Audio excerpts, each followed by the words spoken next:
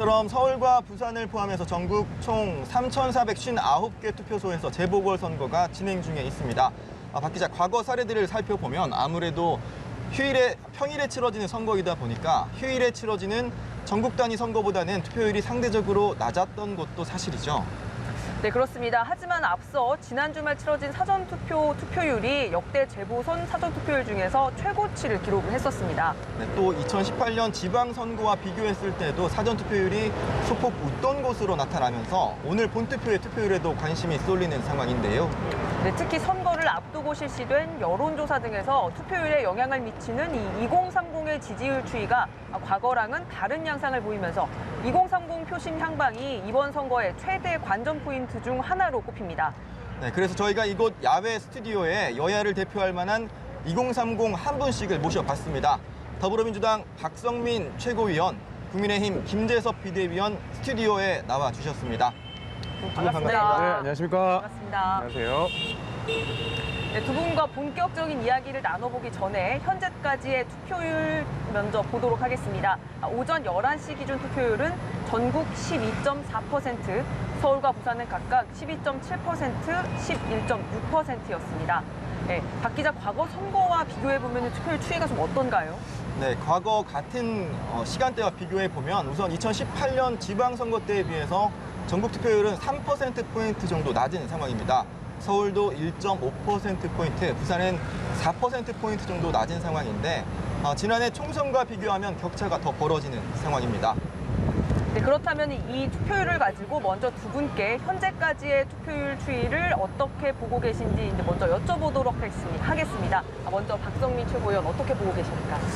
네, 일단 지금 사전 투표율 자체도 굉장히 높았고 지금 아직 다 집계되지는 않았지만 이제 오전부터 투표율이 계속 나오고 있는데 저는 이번 선거 투표율이 과거에 비해서 굉장히 높을 것으로 예상하고 있습니다. 아무래도 이제 서울의 미래 그리고 부산의 미래를 결정하는 선거다 보니까 굉장히 많은 시민분들께서 재보궐 선거임에도 불구하고 많이 관심을 가져주신다고 생각하고 그 안에는 뭐 야당을 지지하시는 분들도 계시겠지만 또 여당이 좀 안정적으로 서울과 부산을 이끌어 주셨으면 하는 바람이 좀 담겨 있을 것으로 보고 있습니다.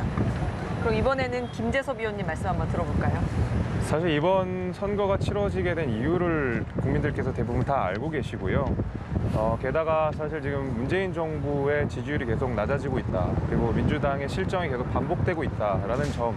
나아가서 지금 여권에서 터져 나오는 여러 가지 부동산 악재들이 발생하면서 우리 국민들께서 그동안 우리 민주당에게 많이 힘을 실어줬는데 이번에야만큼은 좀 그 힘을 거두고 한번 따끔하게 회초리를 들어야 되겠다라는 생각이 있으신 것 같아서 그전보다 훨씬 높은 투표율을 보여주고 있지 않나 싶고요. 그래서 그 투표율이 곧 어떤 정권의 변화, 어떤 그 정치의 변화를 가져올 수 있을 거라고 저는 생각하고 있습니다.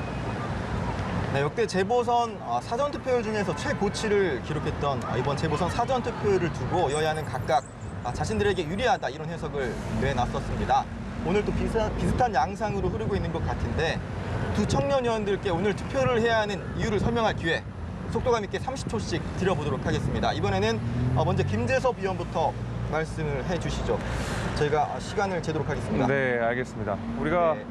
뭐 젊은 사람들 너무너무 열심히 살고 있습니다. 근데 열심히 사는데도 내 삶이 왠지 변화하지 않는다라는 생각이 들면 이번에 한번 국민의힘에게 투표를 한번 해주시고 반드시 투표장에 나가셔서 우리 정권 교체의 희망을 한번 보여주시면 민주당도 경각심을 갖고 저희도 기운을 얻어서 열심히 우리 대한민국과 서울을 바꿔낼 수 있다 이렇게 생각하고 있습니다. 네, 시간 남았네요. 네. 그러면 저 한마디만 더 하겠습니다. 아닙니다. 듣고요. 박성민 최고위원 얘기도 들어보도록 하겠습니다. 네, 저는 이번 선거가 서울과 부산의 1년을 결정하는 선거가 아니라 앞으로의 10년을 결정하는 선거라고 생각합니다. 지금 굉장히 중요한 과제가 두 가지 있습니다. 첫 번째는 코로나와의 전쟁에서 이기는 것, 그리고 두 번째는 이제 경제 발전을 이뤄내는 것인데 이 두 가지 모두 여당이 또 힘있게 안정감 있게 또 끌고 갈 수 있는 부분이라고 생각하기 때문에 또 유능한 경험을 가지시고 또 다양한 경험을 바탕으로 시민분들의 삶을 위해서 진짜 애쓸 수 있는 싸움 말고 일할 수 있는 후보 꼭 선택해 주시면 좋겠습니다.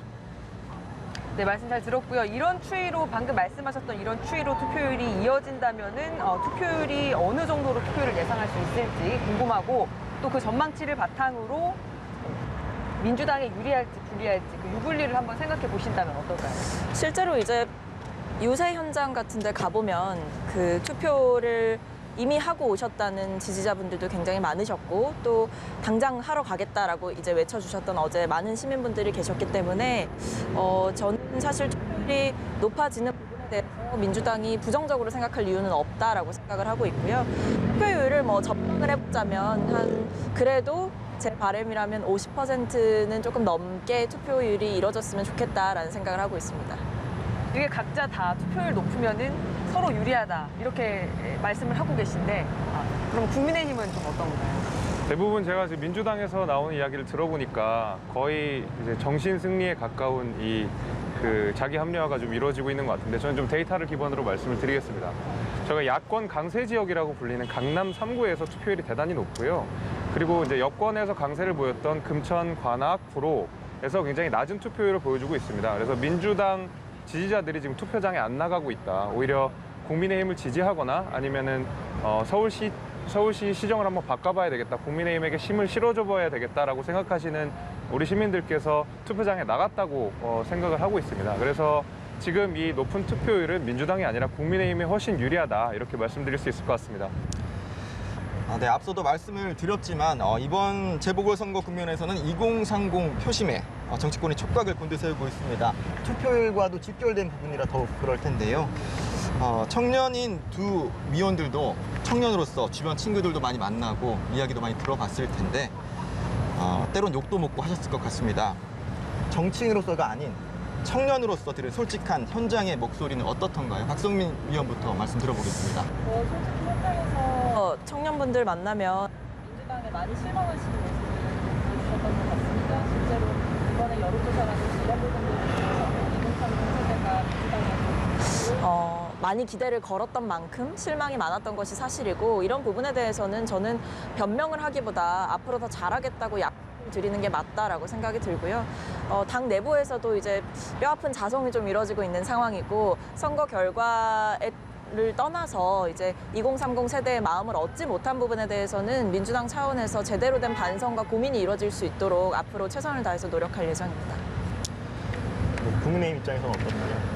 저희가 이번에 정말 2030 청년들의 목소리를 많이 들을 수가 있었던 게 이번에 저희 오세훈 캠프에서 굉장히 화제가 됐던 게 2030 유세단이었습니다. 그래서 젊은 분들이 직접 그 유세장에 나와서 오세훈 후보를 지지하는 말씀들을 하셨는데 굉장히 현장에서 절절한 목소리들이 많이 들렸어요. 그러니까 내가 집을 사기가 어렵게 됐다. 결혼도 못하게 됐다. 일자리도 없다. 이게 지난 10년간 너무 켜켜이 쌓인 이 불만들이 터져 나오는 걸 보면서 단순히 이제 어떤 일반적인 청년뿐만 아니라 제 입장이기도 해가지고요. 저 역시도 이번에 꼭 서울시장이 좀 바뀌어서 우리 서울에 사는 그리고 나아가서 대한민국에 사는 청년들의 삶이 좀 나아지면 좋겠다 이런 생각을 많이 하게 됐습니다. 네, 다음 질문을 한번 드려보겠습니다. 선거 전 과정을 돌아보면 두 후보가 정말로 치열하게 선거전을 펼쳤습니다. 그런데 그 과정에서 구설에 올랐던 발언들이 좀 있었습니다. 박영선 후보의 경우에 물론 본인의 의도와 다르게 전달이 됐다고 말씀을 해주셨는데요. 일명 2030 경험치, 2030은 경험치가 낮다, 이런 발언이 좀 논란이 되기도 했는데요. 박성민 위원께서 이런 발언을 좀 어떻게 받아들이셨을지가 궁금해집니다.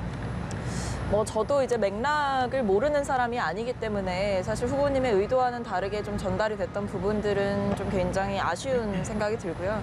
다만 이제 어떤 의도를 가지고 있으셨든 이런 얘기들이 2030 세대한테는 좀 반가운 이야기는 아니기 때문에 아쉬운 발언이었다고 생각합니다. 그리고 2030 세대는 단순히 이제 기성세대의 관점에서 평가할 수 있는 세대가 아니라고 생각하고 각자의 세대가 가지고 있는 다양한 경험과 여러 가지 데이터를 바탕으로 또 의견 개진을 할 수 있는 주체로서 정당성을 충분하게 갖고 있다고 생각하기 때문에 2030 세대를 특정한 관점에서 평가하려는 시도는 어떤 부분에서든 앞으로도 있어서는 안 된다라고 생각합니다.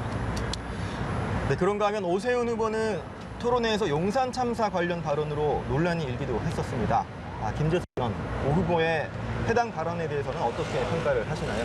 네, 사실 그 용산 참사는 굉장히 비극적인 사건이고 다시는 일어나서는 안 될 사건임에도 불구하고 그리고 당시에 이 일부 임차인이 아니라 일부 급진적인 그 무력 투쟁 조직이 지나가던 서울 시민과 그다음에 경찰력의 생명을 위협하는 상황이었기 때문에 그런 부분들을 지적한 거였는데 그것을 임차인의 어떤 폭력적 저항이라고 말씀하신 거는 조금 과한 면이 있다고 생각이 들고요. 다만 그런 어떤 폭력적인 시위의 성격을 가졌다는 점을 우리가 상기할 필요가 있다라는 의미로 그 말씀을 하신 거라고 저는 해석하고 있습니다. 뭐 이렇게 두 분 다 약간은 좀 민감했던 발언에 대해서 완전히 뭐 편을 들지는 않으시고 진짜 이제 청년의 시각에서 이제 말씀을 주셨는데 주제를 바꿔서 다음 질문으로 좀 넘어가 보겠습니다. 두 분 다 현재 서울에 이제 거주 중이신데 이어서 뭐 청년 정치인으로서 이런 서울을 바란다 하는 점이 있다면 말씀 부탁드리겠습니다. 뭐 정책적인 면으로 접근하는 부분보다 간단하게 말씀드리면 저는 좀 걱정 없는 서울에 살고 싶다라는 생각이 듭니다. 사실 이번에 2030 세대의 분노가 컸던 이유도 안 그래도 걱정 많고 불안 많은 세대인데 정치가 사실 힘이 되어주지 못했기 때문이 아니겠습니까? 사실 집을 사지 못하는 것도 그렇고 일자리를 구하지 못했던 것도 그렇고 그러니까 이게 사실은 20대가 가질 수밖에 없고 또 가지고 있지만 너무 무거운 짐들이기 때문에 정치가 이런 부분에서 힘이 되어줬어야 한다라는 생각이 들어서요. 저는 이제 정치인이기 이전에 한 명의 청년으로서 좀 이런 일하는 부분, 사는 부분, 그리고 노는 부분 이런 부분에 대해서 좀 걱정을 덜 할 수 있는 서울이 그런 서울에 살고 싶다라는 생각이 듭니다. 그럼 김재섭 의원은 어떨까요? 저는 아이 낳고 사랑할 수 있는 청년들이 이렇게 아이 낳고 사랑할 수 있는 그런 서울을 만들어 주셨으면 좋겠습니다. 사실 아이를 낳는다고 하려면 우리가 결혼을 해야 되고요. 결혼을 하려면 그래도 적어도 일자리가 있어서 내가 안정적인 수입원이 있어야 되잖아요. 그래서 일자리 문제도 좀 해결해 주셨으면 좋겠고요. 특히 요즘 가장 이슈가 되고 있는 부동산 문제도 좀 과감하게 혁신을 해주셔가지고 젊은 사람들이 좀 안정적으로 집을 사서 안정적인 주거 환경에서 결혼해서 아이를 낳을 수 있는 그런 서울로 만들어줬으면 하는 게 제 어떤 진심 어린 바람입니다. 결혼을 할 수 있는 환경을 만들어 달라. 네, 이번 재보궐 선거 때문에 결혼까지 미룬 청년위원회 맞습니다. 말씀 잘 들었고요. 네, 맞습니다. 예, 기왕 청년 정치인분들을 모셨으니까 조금 더 속도감 있고 재치 있는 답변을 기대해 보면서 이런 질문도 한번 드려보려고 합니다. 세 가지 정도 질문을 드려볼 텐데 5글자로 각각 답변 부탁드립니다. 박 기자가 먼저 하시겠습니까? 네, 우선 굉장히 어려워서요. 저도 생각해봤는데 잘 안 되더라고요. 하지만 부탁을 드려보겠습니다. 이번 선거의 의미를 5글자로 설명 부탁드립니다. 저는 이번 선거의 의미는 아까도 제가 비슷한 말씀 드렸는데 앞으로 10년이라고 앞으로 10년. 네, 그렇게 생각합니다. 단순히 이게 1년을 결정하는 것이 아니라 사실 우리한테 주어진 이 1년이 사실 앞으로의 10년을 이끌어가는 1년이라고 생각을 하거든요. 뭐 지금 코로나 상황도 그렇고 경제적인 부분도 그렇고 그렇기 때문에 저는 이 선거가 단순히 1년 동안에 누가 뭐 서울시장이 될 것이냐가 아니라 우리 서울의 10년, 부산의 10년을 결정하는 선거라고 생각합니다. 굉장히 멋있는 답변이었다. 부담됩니다. 김대섭 위원도 잘 준비해왔습니다. 네, 준비했습니다. 저는 이번 선거의 의미를 촛불 재혁명 이렇게 한번 정해봤습니다. 그러니까 우리가 4년 전에 5년 전이죠. 우리 국민들이 다 이 시청광장에서 촛불을 들고 나오셨습니다. 그때 당시 이제 새누리당의 탄핵 국면을 맞아서 국민들에게 실망을 안겨드렸고 그거에 대해서 국민들이 촛불을 들고 이제 정권을 바꿔야 되겠다는 민심을 이제 보여주신 건데 그 민심을 이제 민주당에 너무 힘을 실어줬더니 무능한 모습도 보였고 오만한 모습을 보였다. 다시 한번 우리가 촛불을 민주당의 오만과 불통에 대해서 들겠다라는 의미로 저는 이번 선거를 해석하고 있습니다. 그래서 촛불 재혁명이라고 한번 해봤습니다. 이어서 제가 여쭤보겠습니다. 김재섭 위원께 먼저 네. 여쭤보겠는데요. 국민의힘에게 청년이란? 저희 국민의힘에게 청년이란 비대칭 전력으로 하겠습니다. 네. 이번 선거의 핵심은 사실 누가 뭐래도 2030의 불만들이 터져 나왔고 그들의 너무 팍팍한 삶이 이번 투표에 반영되었다고 볼 수가 있는데요. 저희 이번에 아까 또 깨알 자랑을 하자면 2030의 청년 유세단들이 굉장히 큰 이 화제를 불러일으켰고 그것이 국민들한테 소구됐다는 것은 우리 2030 청년들이 이제 국민의힘에게 한번 힘을 실어줘 보겠다.